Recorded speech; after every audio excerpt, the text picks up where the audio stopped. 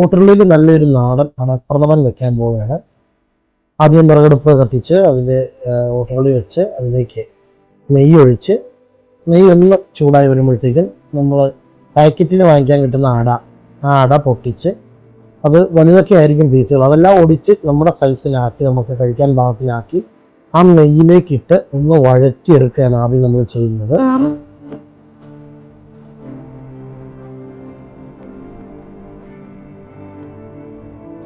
അതിലേക്ക് മൂന്നാം പാല്, തേങ്ങയുടെ മൂന്നാം പാലാണ് നമ്മളിപ്പോൾ ഒഴിച്ചിരിക്കുന്നത്. ഈ മൂന്നാം പാലിൽ കിടന്ന് ഒന്ന് നന്നായി തിളച്ച് ഒന്ന് വെന്ത് വരണം ഈ അടയെല്ലാം.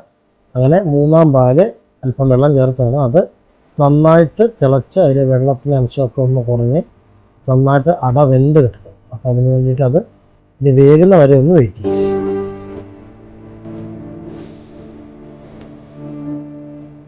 അങ്ങനെ മൂന്നാം പാലും രണ്ടാം പാലും ഒഴിച്ചിട്ടുണ്ട്. രണ്ടാം പാലിൻ്റെ വീഡിയോ എടുക്കാൻ മിസ്സായി.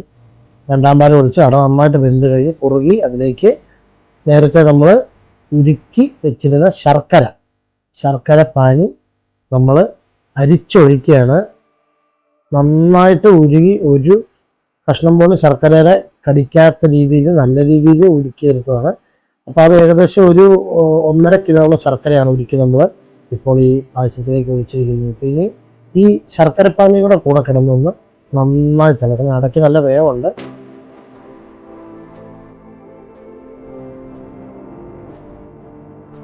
നന്നായിട്ട് തിളച്ച് വന്നിട്ടുണ്ട്. അപ്പം നന്നായിട്ട് തിളച്ച അടയൊക്കെ ഒരു ഭാഗത്തിന് വെന്ത് വന്നിട്ടുണ്ട്. അപ്പോൾ അതിലേക്ക് ഒന്നാം പാല് നമ്മൾ ചേർക്കുകയാണ്. ഒന്നാം പാല് ചേർത്ത് നന്നായിട്ട് ഇനി കൈ വിടാതെ ഇളക്കണം. ഇളക്കി കൈ ഒരു പരുവാവും. നന്നായിട്ട് ഇളക്കി നല്ലപോലെ തിളപ്പിക്കണം. അതിലേക്ക് അല്പം മിൽക്ക് മെയ്ഡ് അങ്ങനെ ഒരുപാട് ചേർക്കുന്നില്ല, ചെറിയൊരു രീതിയിൽ മാത്രമേ മിൽക്ക് മെയ്ഡ് ചേർക്കുന്നുള്ളൂ.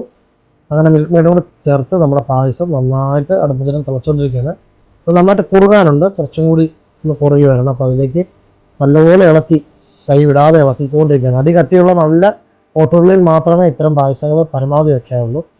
അതിലേക്ക് ചൗരി നമ്മൾ നേരത്തെ വേവിച്ച് വെച്ചിരുന്നതാണ്. ആ ചൗരി സ്വല്പമായിട്ട് ചേർത്ത് ഇളക്കി കൊടുക്കുകയാണ് നമ്മൾ. ഇനി അതിലേക്ക് 1 ലിറ്റർ പശുവിൻ പാല്, അവിടെ നന്നായിട്ട് ചതച്ച ഏലക്ക, ഇത് നന്നായിട്ട് ഒന്ന് തിളച്ച് വരുമ്പോഴത്തേക്ക് നമ്മൾ ഇതിലേക്ക് നേരത്തെ തന്നെ നമ്മൾ പറത്തി ഊരി വെച്ചിരിക്കുന്ന അണ്ടിപ്പരിപ്പും മുന്തിരിയും കൂടി ചേർത്ത് കഴിയുമ്പോൾ നമ്മുടെ പായസം ഏതാണ്ട് പൂർത്തിയായി കഴിഞ്ഞു.